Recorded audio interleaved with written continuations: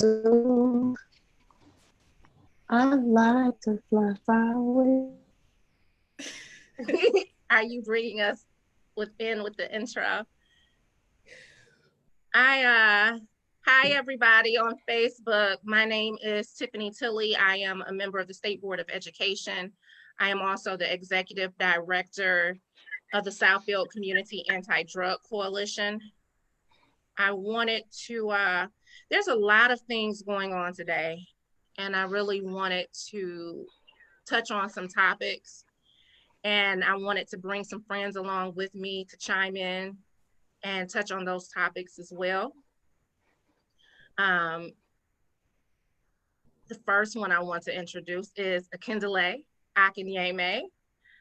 We go back to Genesis 1:1, as we like to say. Genesis 1:1, that's right. We started elementary school together, Pyramid. Mm-hmm. And then as I became active, I had a newspaper that I had out, and Akindele found the newspaper and called me up, and he said, "Are you the Tiffany Tilley that went to Pyramid?" That's right. And I was like, "Yes." And Akindele is just a wealth of knowledge. He's been very active politically. We were co-hosts on the Black Slate radio show together on a couple of different radio stations. Akindele worked for a city council member at one point. He works for a college now, but just genius. And he's mentored so many people in politics. He's been a Republican, he's been a Democrat, and he is an independent. But somebody that researches different things and it's not afraid to try different things. So thank you so much for joining me today, Akindele. No problem. No problem. I think we lost Janet, so we'll let her come back on and loop in. But here she is. Oakland County Commissioner Janet Jackson. I would not have actually, I ran for city council in Southfield in 2015. I would not have ran if it wasn't for Janet Jackson. Sometimes you need that mentor. And she definitely was that. And she sat me down and she said, one of your goals has been to run for office. And as a mentor, she prompted me to do that. And she has been ultra supportive, just one of those strong women that just comes in and has your back and makes sure that you are lifted up. And she's just absolutely amazing. She's the vice chair of the Oakland County Commission. And she's also on our board at the Southfield Community Anti-Drug Coalition. And I don't see her again. Are you there, Janet? I think she's popping in and out. Madam Sharon McPhail, former city councilwoman in Detroit. There's been conversations, and it's funny, it's been conversations going around about, a woman mayor for Detroit and who would the first woman mayor be. And Sharon McPhail, Sharon ran for mayor when I was in high school. I remember it all over the radio before I even got a chance to ever meet her, hearing her name constantly. And she was definitely a formidable candidate in that race. And she went on to become a council member in Detroit. And that's when we met. And people would often think she was my mom when they would see us together. I'm so happy to have you here with us today, Attorney Sharon McPhail. Thank you so much for joining us. Happy to do it. Thank you. Eric Thomas. That's it. That's the intro. I feel like, when I found Eric, Eric is quite younger than me. So I used to mentor Eric. I told him, you have become so successful. I can't even say that I mentor you anymore, but he was in his teens when we met, when I found Eric. And you know, I love helping younger people, but what I don't like is when younger people you know, you give them advice or you give them assistance, you give them help, and they don't use it. Eric is one of those people where I say, Eric, you need to be here. And Eric was there. Eric, you need to do this. And Eric did it. I didn't have to babysit him. I didn't have to hold his hand. He started his own marketing company. When he was in his teens, he was walking around with his portfolio. And it was just amazing. And then he went on, I introduced him to a lot of contacts. He grew a lot of contacts. He just, you know, zoomed. His company was located downtown. I think you're in Southwest right now, right? But you went on to get some major contracts in the city of Detroit with your marketing company, and actually did a TED Talk. So thank you so much, Eric, for coming on. Natalia, I met Natalia when I was running in 18, and she was running for school board. Young woman out there, intelligent, knows how to carry herself, very respectable. I think Natalia has a very bright future. She's still very active politically. And in the nonprofit world, she has a great interest and love for education and for our children. So I am very happy to have you here with us to chime in and lend your voice. Thank you so much, Natalia. Thank you. You're welcome. Commissioner, I did your introduction. I heard part of it. Okay, good. Thank you. You're welcome. So, like I was saying, there's a lot of things that have been going on today. This weekend, I went to a protest and spoke out on behalf of Grace, who is a young 15-year-old young lady who goes to Groves High School. Grace found herself into some trouble and she was put on probation. I don't know all of the details. I know she assaulted her mom in November, and I know that she stole a cell phone. So from one of the students, and it was returned. So we're not saying at all, or I'm not saying at all that Grace doesn't have issues, but they waited, you know, they put her on probation. They did not remove her from the home. And they made a plan for her, gave her resources, and she was doing well. She was committed to her plan. And then the pandemic hits.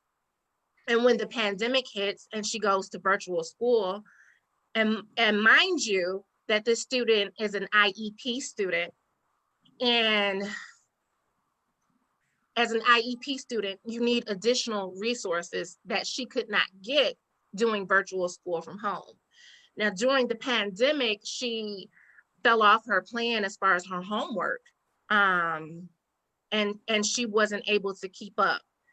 And when the probation officer checked in with her and her mom, they let the probation officer know, or the caseworker know. And the caseworker reported it to the judge and wanted her sent to juvenile. And the judge agreed and sent her to juvenile. Now, during a pandemic, it's quite confusing why the judge would send this child to juvenile. For one, she could get COVID while she's there. For two, I think everybody has gone through a transition during this pandemic where it's been hard to concentrate. For three, if going to homework, not doing homework is a crime and you have to be put in the system, I would have been put in the system. A lot of people would have been put in the system. I was totally bored myself in school, but a lot of people could have been put in the system and stuck, 10 years old, 12 years old, 15 years old, is way too early to determine a child's life and destiny and outcome. And we have this pipeline of prison system here in America that is just another system of slavery, if you ask me. And it's outrageous to me that this young lady was put into this system and she's already having issues. We don't know how this will affect her long term. But I want you guys to chime in. Does this perpetuate the pipeline of prison scenario in the African American community? I think I want to chime in first, and I do want to say that I sit on the Michigan Committee for Juvenile Justice. And so there's been conversation that we have had about Grace's situation. I think we need to take a look at that judge, because when you're thinking about what her probation outline should be and her different circumstances at home, and like saying that she was on an IEP, taking all of that into consideration, how would you rule in that situation, knowing all of the variables that are going on? I think there needs to be some accountability that that judge will take, because it is left up to the juvenile courts. And so when I know that we were talking about like what we could do on a policy level as far as this and going forward, but it was so much out of our hands. So when you take it back to the courts, it's like, I'm trying to choose my words. Yeah. It's falling on that judge of saying, did you well round yourself with the case and understanding her circumstances? Because you can't look at it as she is an average student who is performing, with average capabilities. You have to look at the home life. You have to take into consideration that we are all living through a pandemic. You have to take into consideration school is different for everybody. I am at the university level, and that looks totally different. So everyone is going through these changes, and I think that a lot could have been done, and I think that court is specifically needs to be looked at and reevaluated. I want to chime in as well. Being a representative, elected official in Oakland County, and what's your name again, young lady, that you sit on the juvenile? What was the board again? And you're correct. Your words are very correct. It is up to the judge. The courts really are not in control of the judge in this situation. The judge can let her out and has chosen not to, even though there's been a national outcry. And one other thing that is really important to consider in this situation, this occurred during a novel pandemic, where in March, the governor requested that people be released and not jailed. So this is a very concerning situation, because really the court itself cannot make the judge release her. This is up to the judge. The judge has decided not to render a different decision in this case. And one other aspect of the case that I learned about was that the Grace's teacher was going to come and testify during the final decision to jail her, and let the court know that she was not the only student struggling during this pandemic. We know that this situation affected a lot of children very abruptly. And so she was not really any different than some or most that were struggling with taking care of their online homework, and the teacher was not able to testify. So part of her defense was not really conclusive as far as just taking the whole situation into account. So I just wanted to add that. People going to advocate, like Tiffany did this weekend, and other protests that have occurred, are very necessary for our voice to be heard. But at the same time, we cannot make the judge reverse her decision. And that's where we are right now. So we have to consider who we place on the bench. Okay. This judge is up for election. Yeah, Mary Ellen Brennan. And Mary Ellen Brennan is a member of the Human Trafficking Task Force. You know, I mean, I'm surprised about the situation, but you know, you live and you learn, and then you get to see. In Oakland County Court, there are going to be several vacancies. We have 2 African American criminal court judges that are going to be leaving, Denise Langford Morris and Leo Bowman. And so we have to be very, very astute as far as trying to place more African American judges in the Oakland County courts in 2022. That's going to be a very big election year for us. So. Yeah, and it's looking at the judges, looking at the prosecutors, looking at the AGs when we go to vote. There's so many issues that we've been having, even the Black Lives Matter movement, and that's something we definitely need to look at going forward, looking and paying more attention to those judges. Can I just say that the actual problem is we're using fundamentally the absolute wrong system to deal with juvenile offenders or kids who need help with their homework.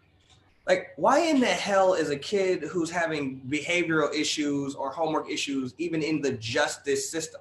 What is the justice necessary?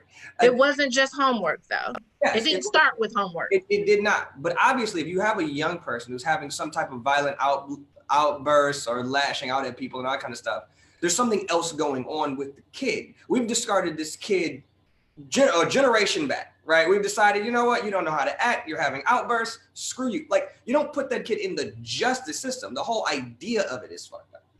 And that's what's bothering me. The fact that a judge even had the power to put this person in jail makes no sense, right? Like, fundamentally, the structure is broken. If you have somebody who's young, like, I get it. I get it. Dealing with people who are violent is scary. I hear that. You know who deals with that? Nurses, therapists, and everybody else in the universe who deals with people who are ill in some way. Our challenge is that we're using the tip of the spear to deal with folks who don't need that part. We're not looking at rehabilitation. We're trying to punish people we think deserve pain.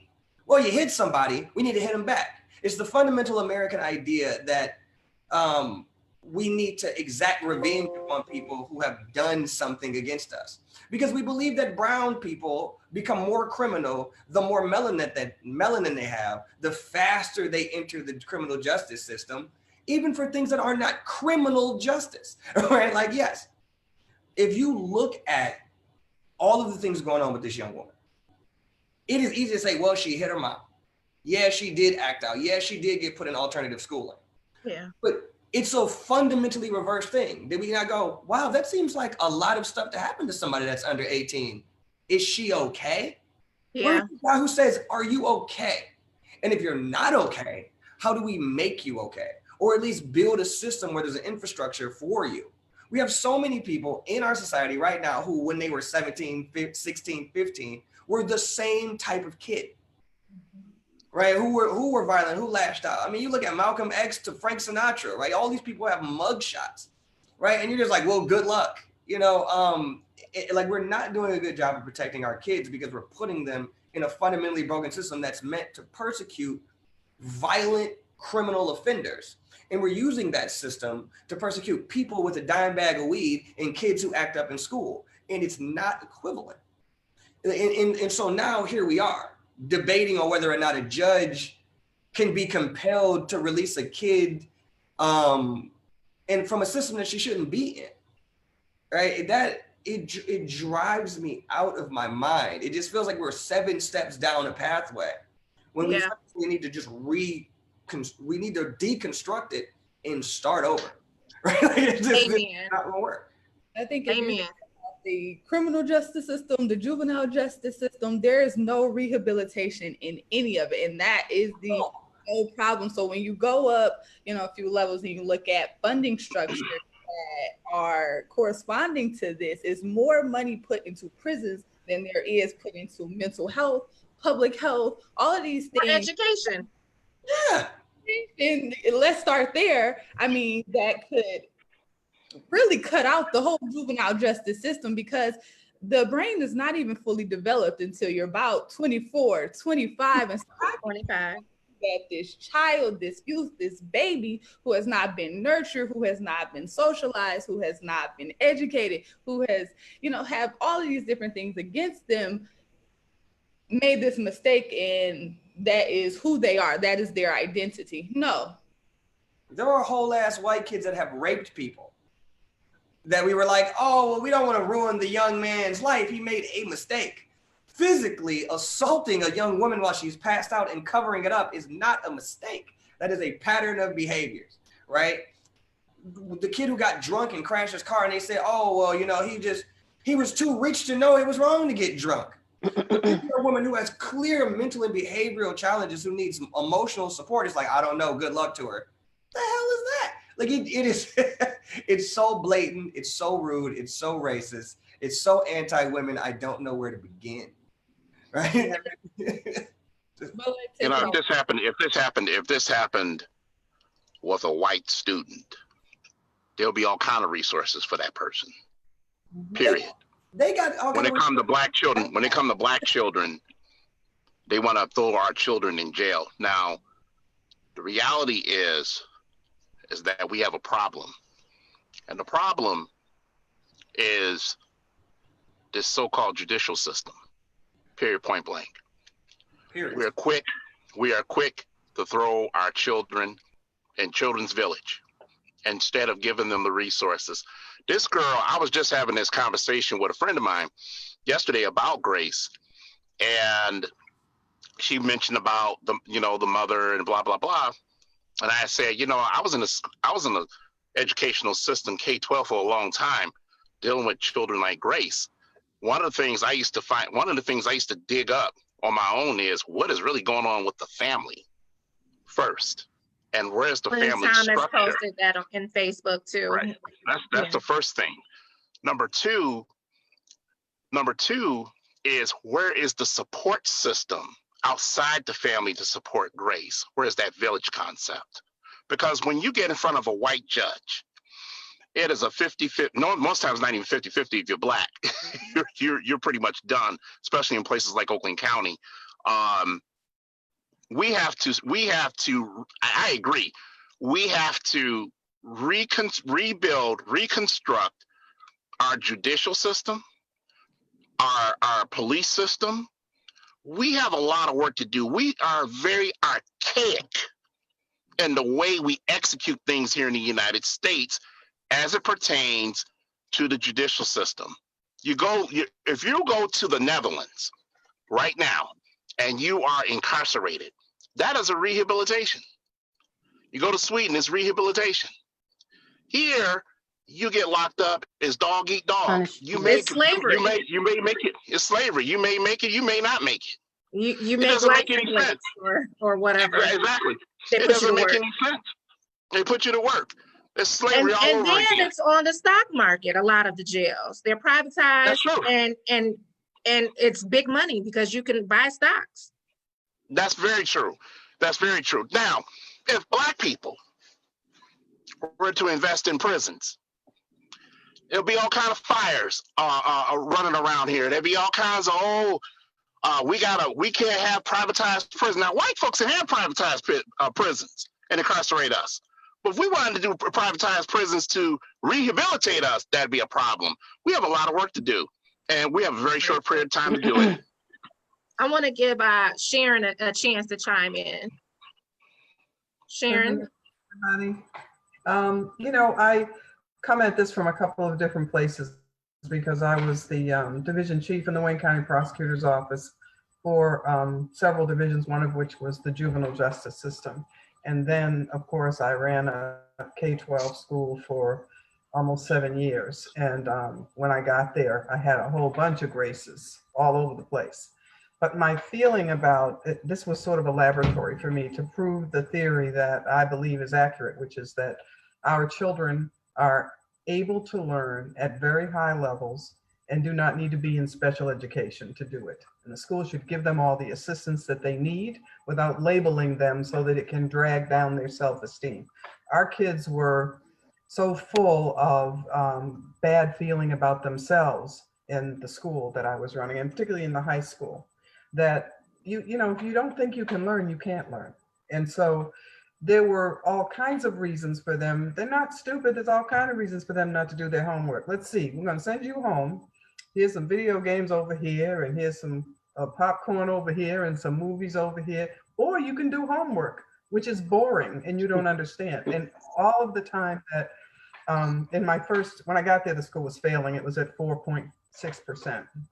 And within a year and a half, we were a Michigan reward school. And when I left there about a year and a half ago, we had gone from 4.6 to 86.2%.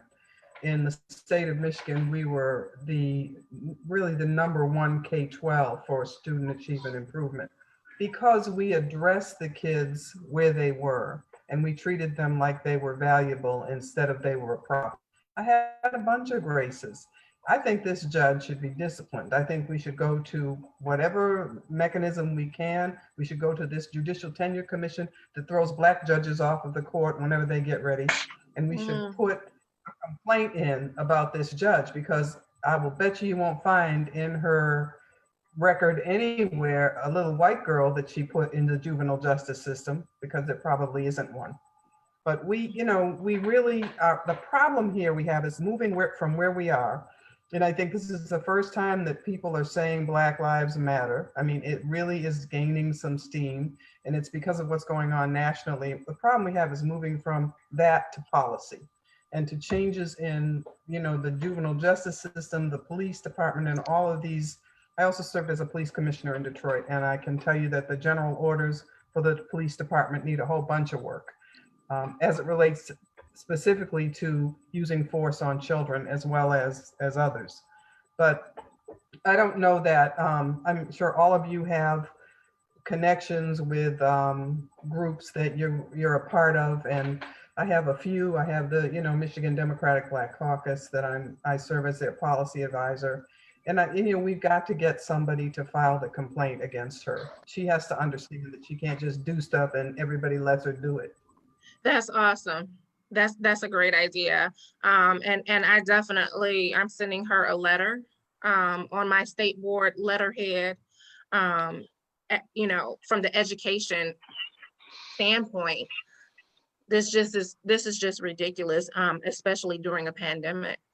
So I think I want to follow up with you on that offline.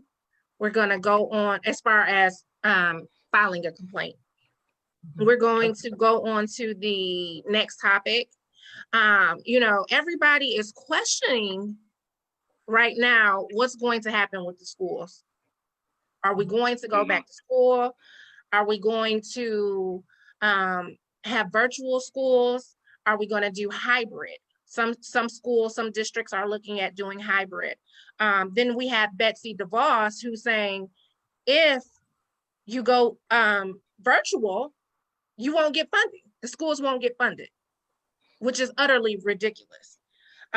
There's a lot of conversations going on the Republican side. I've gotten contacted as well as the rest of the state board members. Our emails have been flooded with parents saying that they want their children to go to school and not have to wear masks and not have to social distance. They want school as usual. And we know right now that's just not possible. You know how many lawsuits that could create with children getting sick and teachers getting sick, and God forbid, people losing their lives. There has to be some serious precautions put into place for schools to start back. I was speaking with Dr. Pam Pugh, who is another member of the state board, last night and this morning, and she had a press conference this morning, which I fully support. She was talking about the fact that the infrastructure of some of the schools is not where it needs to be for students to go back. You know, I've talked to people out in Benton Harbor who's concerned about the cleanliness. And how do we determine whether or not, from a state level, who cleans the schools? Is it just the teachers going in? Is it professional companies going in, cleaning the schools? What are we doing? And what does school look like for our students to go back safely? So what do you guys think? Should students go back to school, and what should that look like? Chime in. Let me just say this. I think it's let me just be and people on here know me. I'm very transparent when it comes to this issue. I am for educational choice, whether that's charter schools or otherwise. I'm also for traditional public schools. I'm a proponent of good education for our students, no matter what school district or system they come from, as long as they're learning and they're going to make an impact in society. Now, let's just get straight to the point. This is the fourth industrial revolution that we're in right now. To even entertain the thought of being anti-virtual learning, anti-cyber learning in a COVID-19 environment is absolutely absurd. It is ridiculous. It is nonsensical. This is where we're at. Whether people are ready for it or not, we have to continue the trend of education, whether it's online, whether it's whether we're going to produce Chromebooks for our students, whether we're going to increase the broadband, technology within our communities so we can have better connectivity. We really have to get down to business about this. I don't understand Betsy DeVos's position on this. Because it's kind of, to me, understanding her philosophy on schools, it's just strange, because normally she wouldn't even support any kind of intervention for schools. For federal intervention for state in terms of education, things like that. So for her to take a position like this, is kind of weird to me. But I know this president, Donald Trump. I'm trying to keep it clean on this broadcast tonight. Just Donald Trump. This man says virtual learning is disastrous. Now, I have a business association. I have one person in my business association who is a cyber education guru, and it has worked perfectly. Other programs have worked perfectly. I think the reality is that we as stakeholders in education need to understand that the traditional model of educating our children that's gone. That's the end of that. We need a 21st century model to educate our children, and we need a 21st century model to empower our teachers and our staff and our educational leadership, so that we can tap into those graces and tap into those who may be bored, like Attorney McPhail said, about just doing homework and regurgitating information. Maybe we need to send those kids and create hybrid models of education. Those kids are going in the classroom twice a week, and at home 3 days a week, so that we can have a sense of safety. And most importantly, outside of the children, what about the teachers? Mm-hmm. The teachers are afraid to go back to school. The teachers are threatening to quit. We already have a teacher crisis. Who's addressing these issues? Yeah. I yield the rest of my life. I did forget to acknowledge that you are an elected official. You do sit on the Library Commission and Inkster. I did. I didn't return, but I did help build the library in Inkster. That's true. Okay.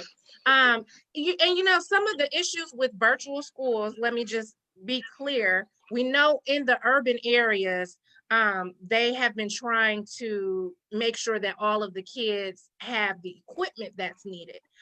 Detroit Public Schools Community District raised money, millions of dollars, to get the equipment needed to students. I think we're good out here in Southfield. I talked to the superintendent here. I talked to Oak Park Schools. They're pretty good and solid there.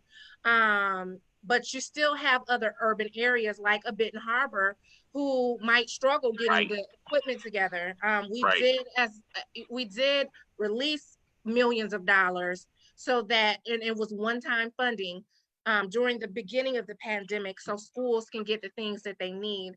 But I covered the whole state. I'm a statewide elected official on the state board.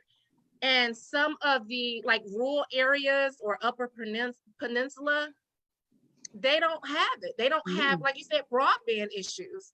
No, Um, yeah, big time. Yeah. One of the superintendents told the state too, like, I don't even have Wi-Fi at home. So how do we expect our kids? They have to take, I think it's here in Michigan. I know definitely somewhere else I read about it, where they actually take a school bus and put it in the community so that the kids can get the signal off of Wi-Fi. Right. That's correct. That's correct. It's the problem is broadband connectivity, not just in rural areas of Michigan, but in urban areas like a Benton Harbor, like an Inkster, like Ecorse, like Highland Park. We have to address those technological issues within the communities in which we reside in. And because there's this COVID-19 has created a disruption in education, and unfortunately, most people in the U.S. are not ready for that disruption. They want to go back to the old school way of things. This is not an old school way of things. There's a lot of things going to be different in education. K-12 and higher education are going to be different. We used to laugh at online schools like Walden and University of Phoenix. Oh, those schools are not real. Now everybody's doing online. Now we've evolved to the point where online is going to be the norm. And that's just the reality of it because of accessibility, because of flexibility, because of pandemics. People are afraid to go into the classroom. We don't know who's infected. So we have to really, as Black folks, we really have to think from a 21st century perspective. We need to understand the importance of technology. Broadband should be almost like a utility in our community, like water and gas. Seriously, because it's a necessity. It's not some luxury. It's a necessity. You need Wi-Fi. You need technology to pay bills. You need technology for your kids to do their homework, not just their homework, their schoolwork. So, and the teachers as well. So educational technology is a big player in the 21st century, not just here in the state of Michigan, but globally as well. Yeah, Sherry Henderson posted on Facebook the infrastructure, cleaning supplies, staffing, equipment, and PPE were not up to par prior to COVID. So how on earth are we supposed to properly educate children in a safe environment during a national pandemic? You guys. I have to agree with Akindele that there really has to be, I mean, yes, there's no way you're going to be able to clean in between classes all the time. The teachers shouldn't be doing it. They can't. They can barely get the objective up on the board. And, and I think, though, that this is a time for a real deep dive on how we educate K-12 children anyway. I mean, one of the things that we did at my school is I took away all of these deadlines. You get a list of all the things you've got to know by the end of this course. As a student in the course, the teacher is a support person for you as you learn. If you don't get this assignment in by the end of the semester, I guess you got a problem then. But all of this getting you an F because you turned it in late, we went into a mastery model, which was really a hard sell for teachers. I mean, their minds are not open to a less competitive but higher grade of learning type of an environment. And that's what, not just our kids, but white kids too. I mean, there's no difference between Black kids and white kids in terms of their learning skills, their ability to learn, despite what Donald Trump thinks. But, there are all of these different ways that we can educate our kids without telling them that we don't think they can learn all along the way. I just want to speak to that as well. The third grade reading test that was in place this past school year. Tiffany, what happened to that? I mean, that was going to be like a big deal. They were going to try to hold third graders back who weren't at a certain proficiency level. And so I have a best friend who's a grandmother raising 3 children, and it almost gave her third grader a nervous breakdown. This is a young boy who was afraid because of this reading test, and he felt like he was labeled because they already had designated who were the poor readers. It really threw him for a loop. And so when the pandemic hit and it did not occur, he was grateful. She was grateful. So something like that in itself is so detrimental to our children's self-esteem. And then when you have grandparents, okay, even with virtual learning, okay, she's one that's not going to send her kids back. She's afraid, first of all, if she sent her kids back, that he would get in trouble because he wouldn't keep a mask on. He wouldn't stay 6 feet away from the other children. So she's worried about even discipline as far as them, regulating how the kids are going to behave on site. So she's going to do virtual learning, but she had a time as a grandparent working. She had to really actually lose her job to educate her children, her grandchildren. So as Akindele mentioned, the village concept needs to be in full effect, even for the parents that are not going to be sending their children back, because teaching our own children is not something we're used to doing.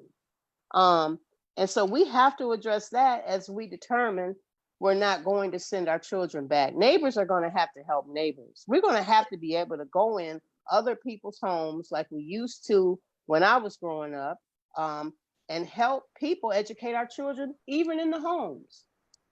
That's a good point. How do you make small children social distance or keep on a mask? I know in China, they have the kids lining up. They take their temperature before they come in the school building. They have to, sanitize their hands. And then in some of the classrooms, they even have, their desk has the big plastic type of shield over it where they're sitting at their desk that way. But what type of precautions are necessary? And some of that in this type of environment is necessary, unfortunately. Eric? I think this might be the third most disappointed I've ever been in America. Slavery at the top of that list, and then I'm sure there's another smattering of things between. And then there's this. The fact that we could have just sat the hell down for 3 months and then had a country again. We could have done that. Now we're having conversations about the fact that this is the new normal. There have been pandemics before. Pandemics, they come. Pandemics, they go. Sometimes they kill 1 million people. Sometimes they do not. If you do what you're supposed to do. It is a crime. They were having the same type of fallout that people had in 1918 in 2020. But before people understood viral transmission and immunology, like in this time, we should have looked at what was going on and said, all right, let's do what we have to do. Now we're trying to ask if we can make 7-year-olds not hug each other. It is the can't do it. Stupidest conversation that has ever been held. Are we going to take, first of all, let's keep it funky. I have never attended a school where it was clean enough. That was before touching any surface could kill you, your grandmother, or your teacher. Now we're having insane conversations. The second part is Betsy DeVos is so full of shit. Follow me here. What does where the kids have to do with how much funding the schooling gets? 0%. That's zero. They do that to punish people for not having test scores, all this other kind of stuff, right? You defund schools where kids are having worse test scores, when you would actually need to fund them more to get them up to speed. And so now we're going to say, oh, we're not going to fund you if you're virtual. For what? How does where the kids sit impact the tax dollars that fund the school system?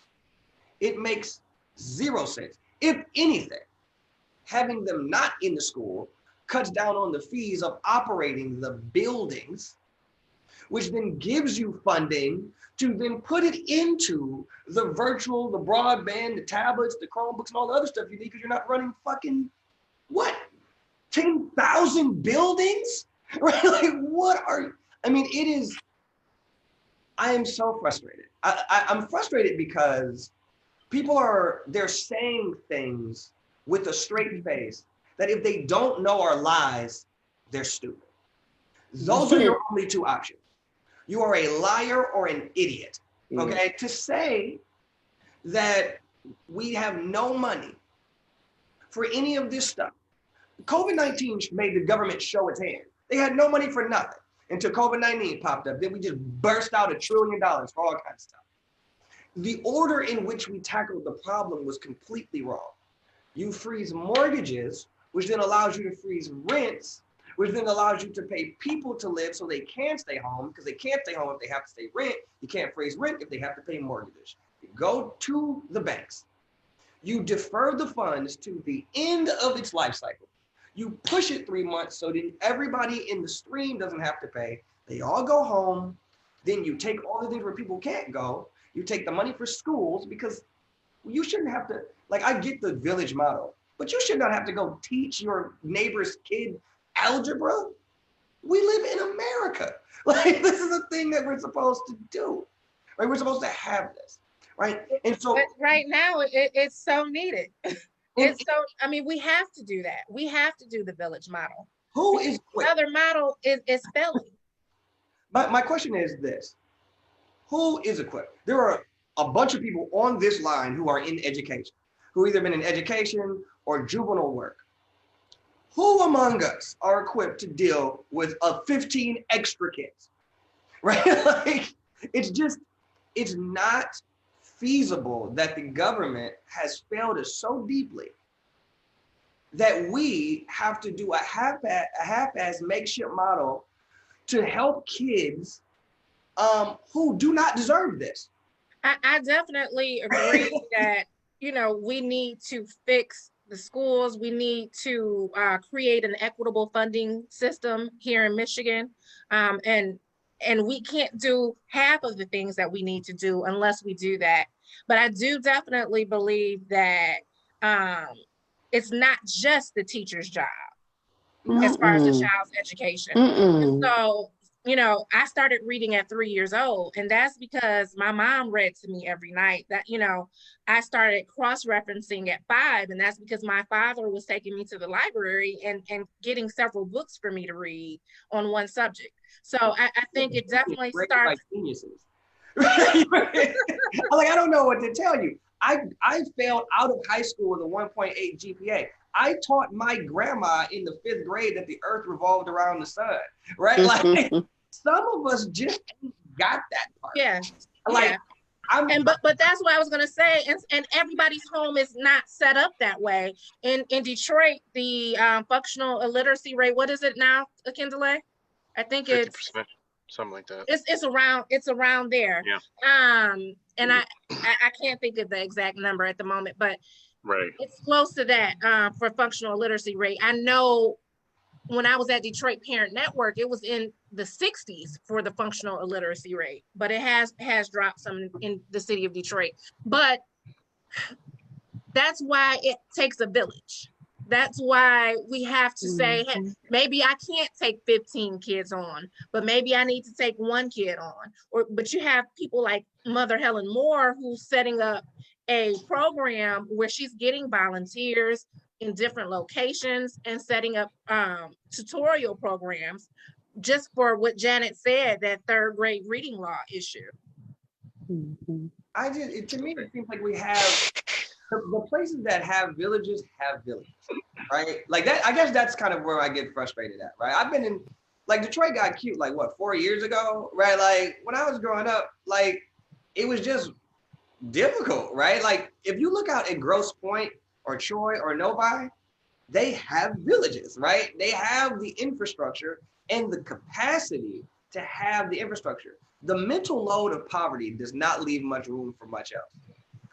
In the idea that somebody who is probably dealing with PTSD or some type of trauma, because a lot of people at ARC are dealing with a lot of these additional levels of depression or PTSD or anxiety or trauma, and they're being underemployed and they were undereducated by a system that is predicated upon being paid for by the property values of areas that were redlined and then like depressed, so that the value of the homes didn't create the taxes, and you don't have a tax base that didn't fund the school and a consistent generational cycle, so that now all of a sudden those parents don't have the education levels, not because they chose to be there, but because their parents were there. They build a relationship with the place, stay in that place, raise their kids in a place that fails their kids more than it failed them, and then we blame them for their outcomes, right? And so now COVID-19 happens, and people go, damn, I think we should raise the funding in schools. It's too late now. It's too late now. The kids also, Erica, challenging because people haven't talked about this yet, but every teacher's not the same. You feel? Right. Talk to them. That's true. Very true. I'm going to let Natalia chime in, and then we're going to move on to the next subject. I think what everybody was saying here has like a major role in all of this, but we have to just strip it down to what it is. The American government has always failed us. There is nothing ethical about any of it, from criminal justice to juvenile justice to education. We are a capitalist society or economy rather. And with that, it's always going to boil down until a dollar. So when it comes to talking about the educational system, if we're talking about curriculum, it is not made to work for each individual. Number one, if you look at the educational system from a global standpoint, America is failing. We're supposed to be this grand superpower, have all the glitz and the glam. We are failing, and no Betsy DeVos, no 45 is caring enough to be like, hey, they have this big macho man, mentality. We run everything, but won't invest into education. But even if we put the dollars there, have we taken a moment to shift our mindsets to understand that this generation of students is not like the last generation? You have so many different learning styles. And so not taking in multi-dimensional approach to it is going to continue to fail the next generation of students, because minds are only growing more complex as technology advances. We're tapping into more of our brain, than ever before, and we're not investing into that. So it's going to continue to be a revolving issue when you're talking about the funding structure, you're talking about the educational system and how it's set up and constructed, you're talking about the students. If we take a hybrid approach, if we, can like tap into all these different minds and the creativity and these learners who work well, screen to hear, or just have an approach that is not one size fit all, because that's failing us, evidently. We're just going to keep talking in circles. Thank you. Years ago, I used to hold rallies annually, Stop the Violence rallies. They were called the Manny Project. And mending a neighborhood needing impact every day. I created that acronym. It was named after my cousin Manny, who was murdered in the city of Detroit, 2 blocks from me. He was going to visit his grandma, and he was gunned down. He had broken up a fight in a store, the corner store up the street from me, and the guy came back. He had just gotten out of jail for murder. The guy had just gotten out of jail for murder, and he was into it with the guy that worked at the store, and my cousin broke it up, and he was murdered. I was able to get a lot of people involved. Kindle was involved. A lot of people were involved in that project. The NAACP were community partners, Henry Ford Hospital, Art Nonviolence Program, Pioneers for Peace. Mothers Against Drunk Driving. It was just a lot of great organizations and people were a part of that. And I used to bring in community resources. So I would have vendors there, different programs there, so that it wasn't just a rally, but people could have a takeaway. If there was a resource that they needed, they could find it there, and everything was free. Now we have the Black Lives Matter movement. We have the George Floyd incident. We have the incident where the young lady was, sleeping at home and the police came in on her. We have incident after incident. I think right now with the pandemic, everything just boiled over and it was the perfect time for protests. People were already frustrated and scared and unsure, the uncertainty with COVID. And then, people dying from that. And then you have police officers, putting their knee on people's necks and they're calling out for their mom. And then you have the police brutality side of it. And then you have the other side. At that time, I paid close attention to the statistics of the murders in Detroit, and it was approximately 400 murders every year, give or take. This summer, in the recent weeks, we've had 10 deaths in one day. And one thing that I said at the beginning of this pandemic, and knowing that we all had to quarantine and the state had to shut down, was that this summer was going to be horrible, because you have, in Michigan, when the weather gets warm and people go outside, you already have it where crime increases and murder increases. But now you're coming off of a pandemic where people have been held up in their homes and tensions are extra high. You're going to have more murders. And that's something that I was fearful of happening. And it did. It is happening. After, we're doing the protest, and some people say, Black lives won't matter unless they matter to us. Part of that is true, but I don't want to negate the Black Lives Movement because that matters. Ending police brutality matters. So I don't like to pit the two against each other. We need both. But after all of the protest ends, where should change begin? Chime in for me. Let me chime in first because I have to get ready for another meeting. And I'll make my comments real brief. I think Black Lives, I said this on my podcast recently, Black Lives Matter. Yes, it is important to discuss police brutality and racial injustice.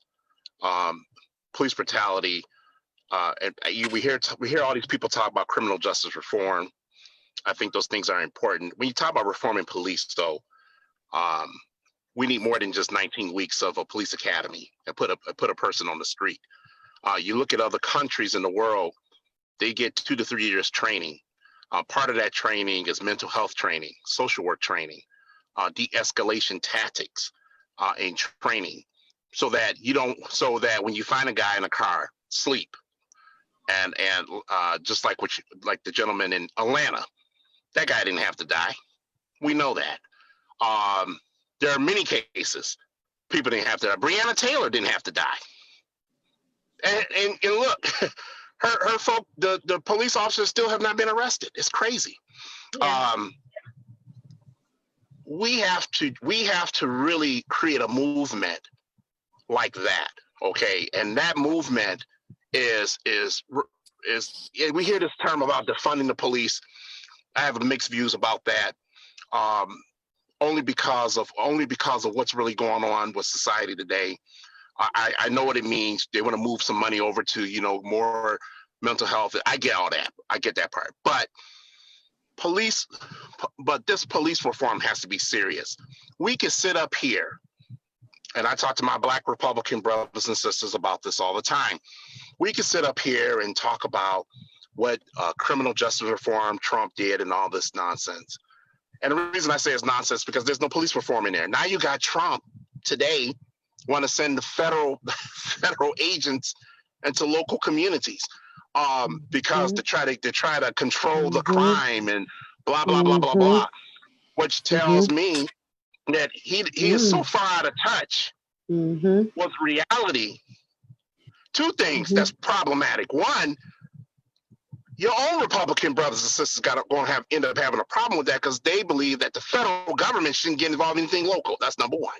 Number two, what makes you think that sending in federal agents, investigators, whatever you want to call them, is going to solve the problem? This guy's out of touch. This is a president that's out of touch. And Black Lives Matter is more than just, and let me just say this for the record, for the audience. This is why they call me the controversial one. Black Lives Matter is more than white people from the suburbs coming into Black communities and tearing up downtown Detroit and downtown this. You're on mute. It's more than just that.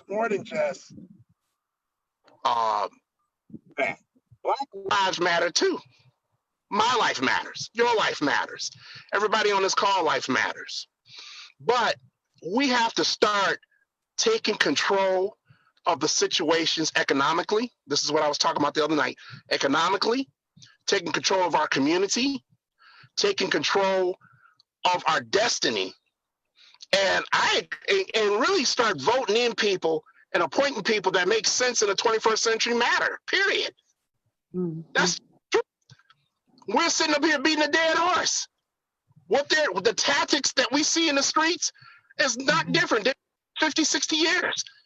The way police trainings are right now, that goes back to slavery. Period.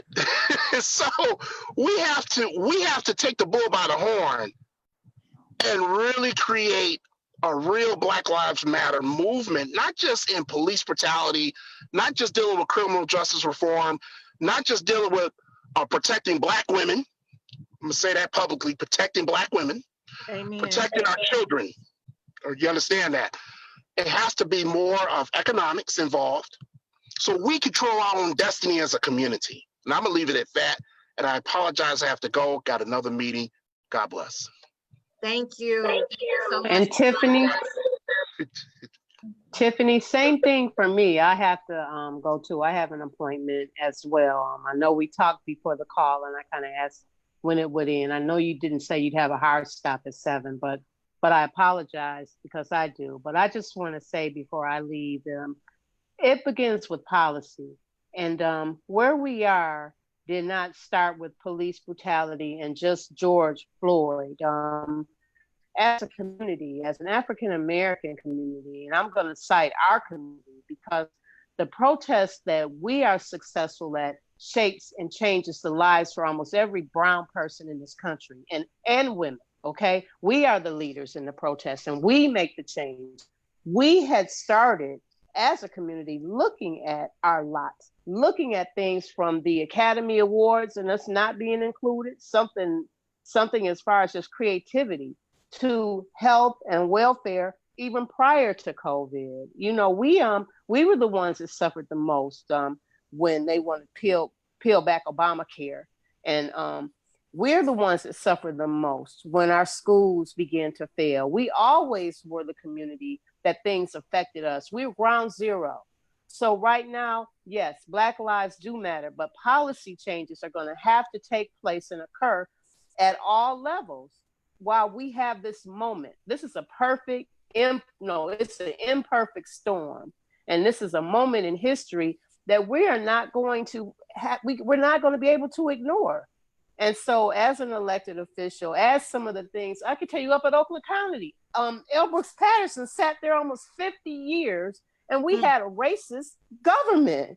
And so with his passing, now, with the demographics changing in Oakland County, we have a Democratic county executive. We have Democratic countywide officials. We have people of color. We need more.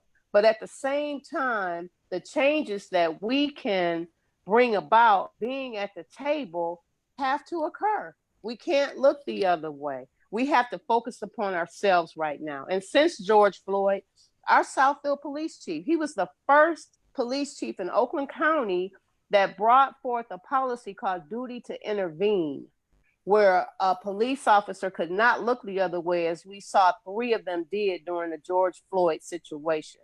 And so that duty to intervene should be implemented in every law enforcement in every municipality in Oakland County. And some of them do and some of them don't. But it's our job to make sure that they do. The sheriff says that he backs it. So if the sheriff backs it, all of the law enforcement agencies should. We know when you're riding down Telegraph, there's certain stretches where we're ticketed more, where we're pulled over more. We know where they are.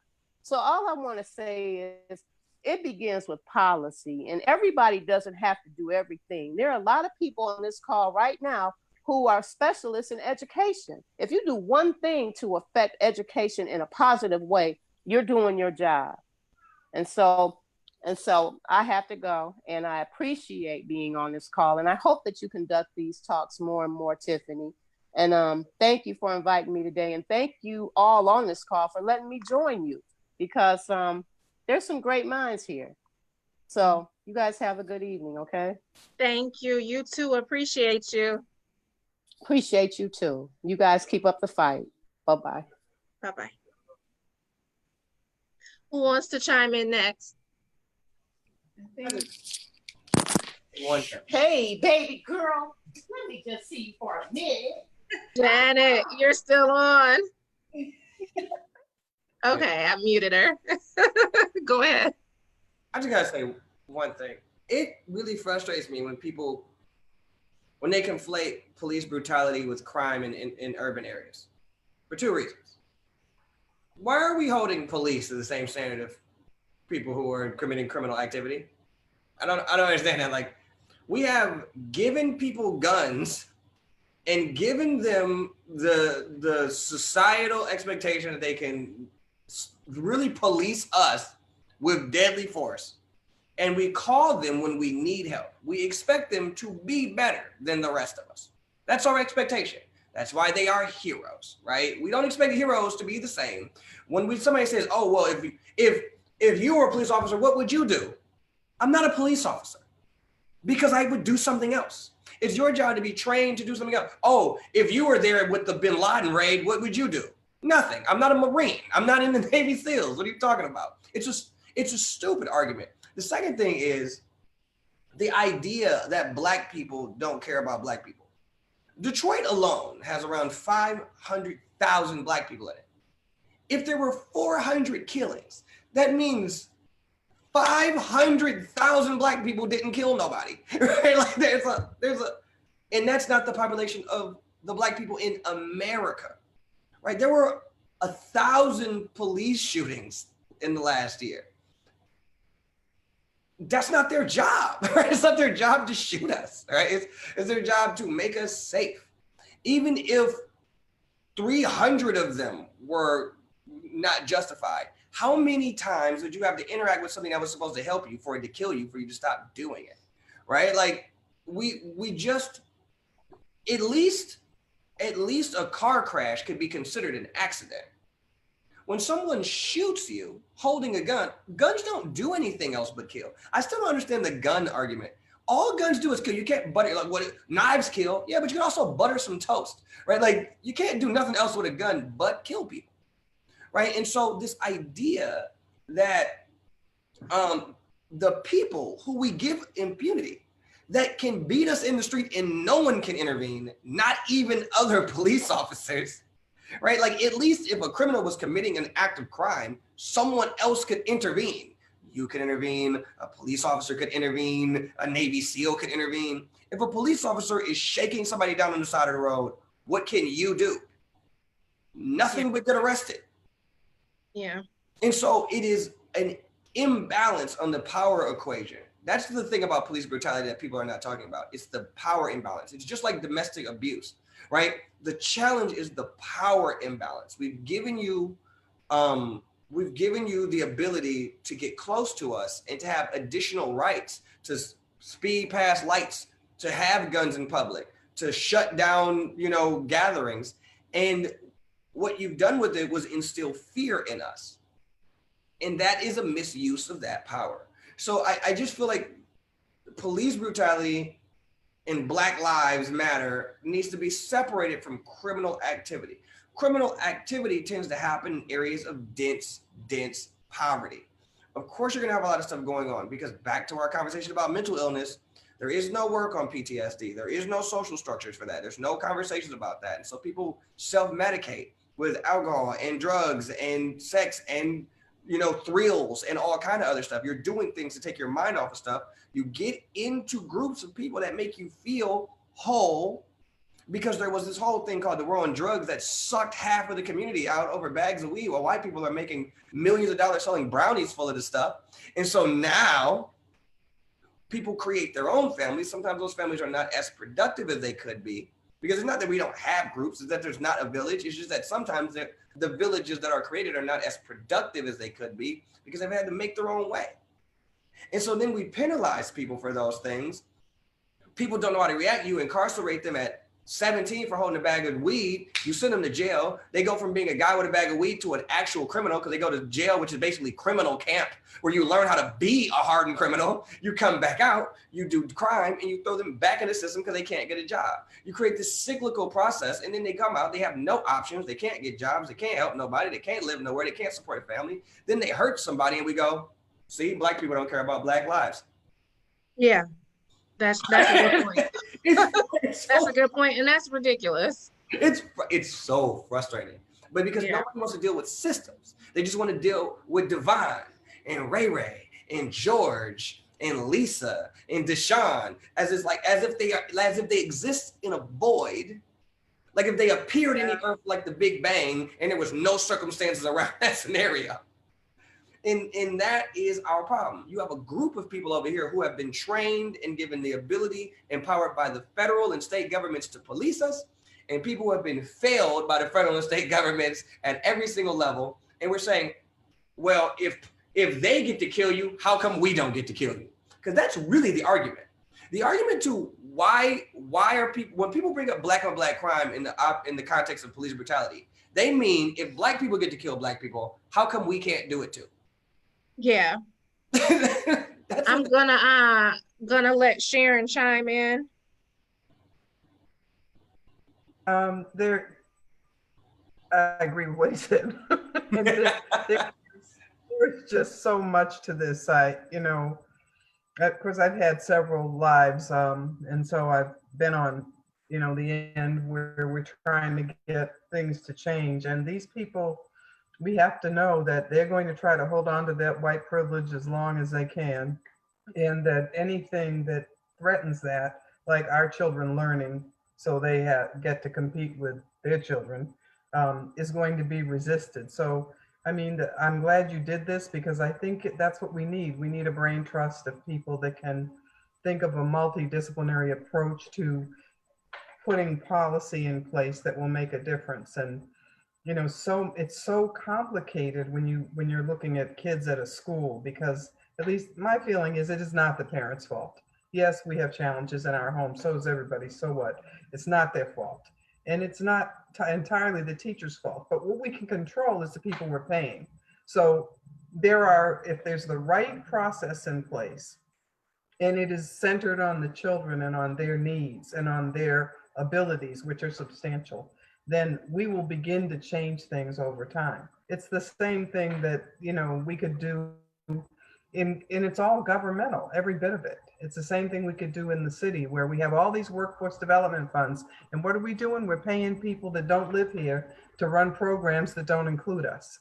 And it's the first thing I did when I was general counsel to the city, took all that money back. Of course, they don't like me for that. But, I was like, Haley was saying he was not liked by people. Well, I'm the president of that club, based on the fact that I took $100 million away from a bunch of groups. Jewish Vocational Services was one of them. And then when I was nominated to be the U.S. attorney here, Carl Levin refused to interview me because of it. So there are consequences for all of us when we stand up, but I'm just so proud to see so many of us actually doing it, and so many young people as well who really get it and really understand, because you're going to have to do it. There are a bunch of us who, we're on the downslide, and you are going to be the ones that will make the difference for our children. Thank you. How long were you on council? I was on council for one term and I hated every moment of it, but Mary Ann Mahaffey asked me if I would please stay, because I wanted to leave the minute I got there. It was just a real, the word is not good, but the S storm every day. Well, I don't know what the hell are people doing here. I mean, you're an elected official, but you know that a lot of the things you do are your job, but you do them anyway because you have that bully pulpit, you have that place where people look at you and they want to be responsive to you so you can get stuff done. Well, most of these people, the only thing they were getting done is opening their paycheck, and no real intervention and things that we were doing in the city that really needed our help, like homeless people and like kids' summer jobs and just so many things that we were able to do when we were there. And now there are a couple of people on council. They're not all bad, but most of them, you got a felony, a person who's been accused of a felony and has been indicted, sitting there voting on the stuff that he's been accused of taking bribes for. I mean, seriously, it's just responsibility is got to be part of the policy too. If everybody is supposed to be leaving when they have, I remember all the stuff they did with Kay Everett when she was on the council. They wanted her to leave because she was indicted. But nobody's saying anything about this other guy because he's a white guy, It's just. And Alonzo Bates too. I remember got indicted too. Yes, but he actually was convicted and went to jail. Yeah. Natalia, can you chime in for us, and then we're going to go into a lightning round of questions and then close up. Well, while Miss Sharon was there, once you're charged with misconduct in office, then that's the process for you to exit. But going back to what we were talking about, I think that the conversation that especially Black people are having, talking about Black lives needing to matter to Black people, and bringing up the whole conversation is just very negligent and irresponsible. It opens an entire different can of worms. I think this entire pandemic, it has taught us a lot. It has opened a lot of conversations up. It has brought a lot to the table. And I regret the lives that we had to lose during this because of the negligence, but understanding where we are now, having these hard conversations, rethinking decisions that were made, turning a lens on all of these things that are happening, because Black people didn't just start getting killed by the police. It's not. It just started being videotaped, and people started to be more pissed off about it. And so it's becoming more of a common conversation, and that's just like all the other things that are happening. So Betsy DeVos's ignorance is being modified. All of this ignorance, is kind of being put under this nice little microscope, and we're all going to science class, and now we want to dissect it. And so I am really glad we have made it to this point to talk about education, especially. It's like reforming how that should look. I'm really excited about that when we're talking about the juvenile justice system, what's happened to Grace and all the other Graces out there in the world, and hopefully moving to a more rehabilitation state. I am looking forward to that as well. These conversations have come about because we're all sitting down and we're all thinking. We've put on our thinking cap. We have slowed down as a people, as a society. So now we can think. Our heads are clear, our eyes are open, and people are being stripped away of all of their luxuries and all their cushions. And so now we can be humans. And that's exciting. That is very exciting. So I'm glad we are having this conversation. I'm glad we have gotten to this point, and I'm glad we can make space to move forward and to evolve. Thank you. Okay, let's go into our lightning round. I have 5 questions for you. You're going to have 60 seconds or less to answer. And for those watching on Facebook, they don't know these questions. They're not prepared. So they're going to have to think fast on their feet, but I know they can. First one, and you can, you can answer in any order you want to. What's your prediction for the 2020 presidential election? I plead the fifth. Biden. Trump gonna take it. I think that's the bad news. I'm gonna fight for Joe, but Joe make it hard. God, I hope not. Joe just said some dumb stuff 10 minutes ago. He said, Trump says dumb stuff every single day, all day. So, I mean, it's. but Trump got magic powers. His brand is dumb. So it's not unique. Trump's supposed to say dumb stuff. Biden is not. I think we got the next election we should start for, because this one we lost. This one looking rough. Yeah. This man just said that Donald Trump is the first racist president. I was like, we have only had racist presidents. What are you talking about? Even Bill Clinton passed the crime bill, guys. Like, come on, keep it funky. Did you want to chime in, Sharon?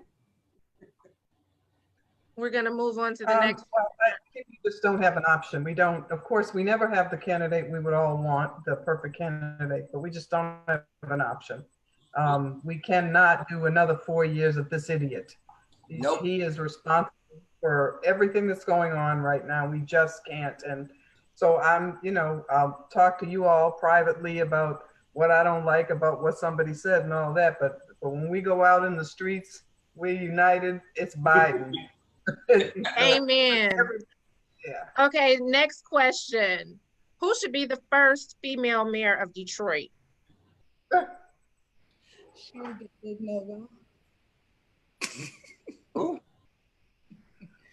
Should it be Sharon McPhail? Who do you guys think? Who's first female mayor? Should it be Natalia? Who should be the first female mayor? Now you don't have the patience, so don't put her in the running. But I think we have a few great contenders. First, I don't know. Okay. I don't know, fam. I don't know who should be the mayor of Detroit. What about you, Sharon? Nominate yourself. Well, that was laughing because that is putting together a what they call a committee to draft me to run for mayor. No, there's only ever been one woman who won the primary for mayor of Detroit, and that's me. And that's sad in 2020 that no woman has ever gotten close enough to actually run for the office except for me. And what they did when I got there, I was going to return residency. They raised $5 million in the 6 weeks between the primary and the general to run commercials and say all kind of stuff that wasn't true. But they never said I was stupid, lazy, or wouldn't do a good job. They just don't want somebody with my political philosophy in that office, because I'm gonna take all the money back. You think I took the money back the first time? Oh no, I wasn't the mayor then. I'm gonna tell you, it's going to be spent for the people that live in the city of Detroit to give them the quality of life they deserve. If I do it, and I have not committed to do it, but it's really interesting because they said that they did a research project on the 20 people who were being mentioned as candidates, and that I was the only one that had a history of activism in the city, and that therefore they wanted, to draft me. I don't know, because, we're sitting here, we're talking about things that are really important, and we've got people saying they don't know who it should be. And so that being the case, I mean, that's the kind of thing that you would not want to hear if you were getting ready to, this is no joke, putting your life on the line practically to run for mayor, and the abuse that you take is just horrific. Never mind, once you get there, they're going to try to kill you, start taking money. So, when I've got people, especially younger people, who are looking at that and they don't know who it should be, and they don't have a sense of that as something that would make sense for me to do. That tells me I don't have support in that genre, and therefore I need to think about whether, there's no sense in doing it and driving yourself crazy and being beat up and abused and then not winning. You got to have people willing to fight with you. You can't fight by yourself. So, having said that, I have somebody at the front door and I have to go. I'm sorry. Okay. But I just appreciate you. I appreciate all of you, and I was really enlightening to hear some of what you all had to say. I thank you for that. Thank you. Appreciate you.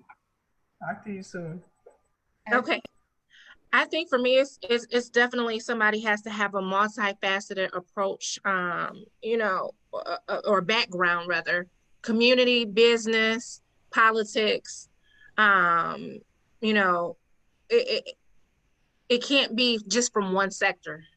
I think So you go back when she got off and she was saying that, she feel like maybe young people wouldn't gravitate to her. I think sometimes there may be a disconnect, but if you reach out and just start with a small group or a small number and be like, hey, this is what I stand for, this is who I am, maybe introducing herself, that doesn't mean that she wouldn't be fit for the role, or yeah. because just it doesn't take just one person either. It takes a team, it takes a whole cabinet. And so when you're thinking about who the mayor will be, now you have to think about what type of person is this, because this is the type of person who will be picking a cabinet out and who will be doing all of these different things in different areas. So and then you guys didn't know that she even thinks about it. So it wasn't, anybody supporting or not supporting her in the first place. I think she would be a good option.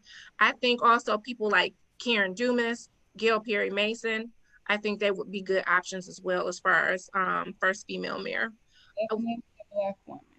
I have 3 more questions, and I just really wanted to ask that question because it's been a hot topic lately. When people think about, especially 2018, when I ran, it was such a year for the woman. Yeah. And people thinking about, we haven't had a female mayor yet for the city. So,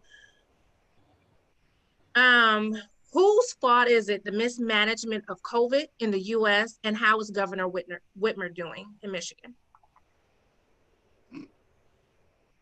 It's Trump's fault. And she's doing as best as she can.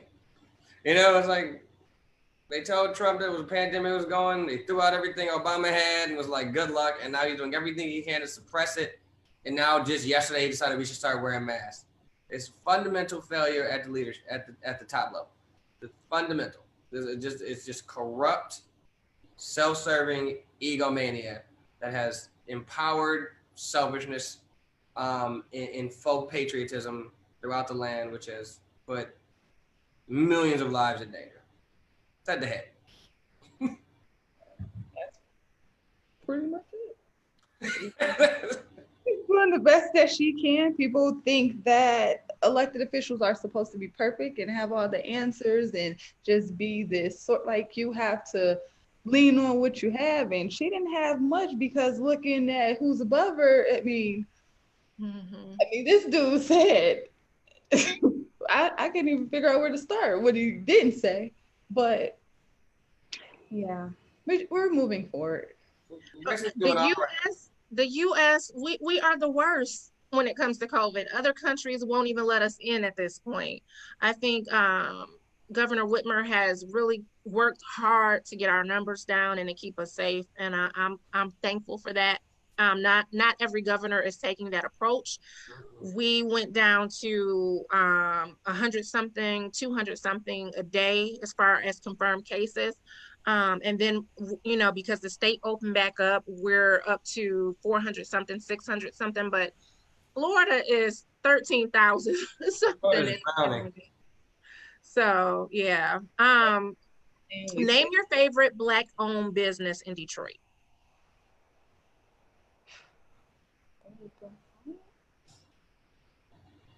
I can't do the I music. mean, most of the places I shop are black owned. Like even these photos behind me are from a black artist. Who's your favorite? What's your favorite business? I don't know. I mean, Ellis Island Tea is them the homies over there. She's got that investment from Kevin Hart, which is really exciting. Yeah. Um, and the tea is really good. It's incredible. Cooking with Q is slaps. Shout out to Detroit is New Black. Them the homies over there. Okay, you've definitely gone over one. I mean, it's weird because I use a lot of folks, and it's all kind of Yum Village slaps. Like, how do you choose? they're all different. Yeah. Whitey's a photographer. You know what I'm saying? It's just, what do you? I don't know. I wouldn't have just one either. Okay, name a couple. You. I was Detroit based, not Detroit based, but he's a Detroiter. Fresh Baked Prince, always love him. Good service for your printing needs. I'm big on service, and so I've been reevaluating, and I'm really a stickler because I have parents who are business owners, and so maybe them. Shameless plug. My mom's a caterer. My dad's in the transportation. Yeah, you better. And so but I've over time growing up in, small Black owned businesses, like service is really a stickler. And so I've had some incidents. I'd be like, okay, we need to do business a little different. Service is really that thing that drives it home for me. You can have a good product, but if you have bad service, I don't want it anymore. Yeah. I have to give a shout out to a couple that I support. Kamal at All Pro Printing. Definitely. And then Alicia George, Motor City Java House. Definitely have to give a shout out to them as well. Last question. I saw you stop breathing. Is Jada wrong? Just for fun. Nope. No. Are you wrong for being separated? And I mean, she's wrong for taking advantage of a person that was coming to her for support and help and assistance when he was that much younger than her and needed guidance. But she's not young for having an extramarital entanglement when they were separated. I guarantee you Will Smith also had extramarital entanglements throughout Hollywood. They just didn't say anything about it because they're not rappers. Yeah. Jada wasn't wrong.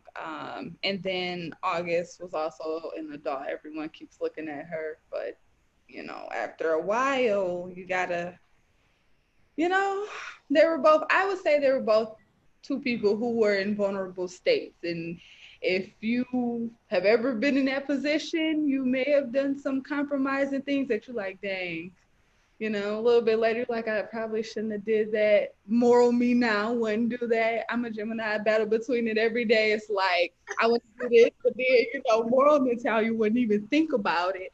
So it depends on who you are in that moment, what's going on. And people are so quick to, judge and err. I'm just like, I just saw you and your entanglement down the street, but then you was posted up on the gram with your honey. So, Well, I was raised Catholic, so I kind of struggle with the fact that they're still married. So I don't think she's necessarily wrong. I don't think she's necessarily right either, as far as that goes. I do feel like it's totally weird. I have a son that's turning 25 next month. So I feel like, and a daughter that just turned 21. So yesterday. So I find it, totally weird thinking about sleeping with one of my children's friends. And that's how they met, through her kid. And the fact that he did have mental health and physical, health issues at the time. I think that was a little overboard. The power dynamic. Yeah. Power dynamics are weird. That's kind of strange. Though I think I think the age thing is something that we're talking about because it was a woman and a guy. If it was Will Smith and a 25-year-old girl, we'd be like, whatever. 21-year-old girl, we'd be like, all right, whatever. You know what I'm saying? Woody Allen married his adopted daughter. Like that's a problem, you know? Yeah. I definitely wish them the best. They seem like they're trying to work through it and figure things out, and that's what marriage is about. I want to thank you guys for sticking with me and sticking with me the whole way through. I'm so happy you guys were a part of this. I really thought it was important to have not just a conversation, but intergenerational conversation. So we had an array of ages here today, and I appreciate everything you guys do in your professional lives. And I just really feel like both of you guys are going to skyrocket. So thank you so much. Aiming it. Thank you, everybody who watched on Facebook. See you next time.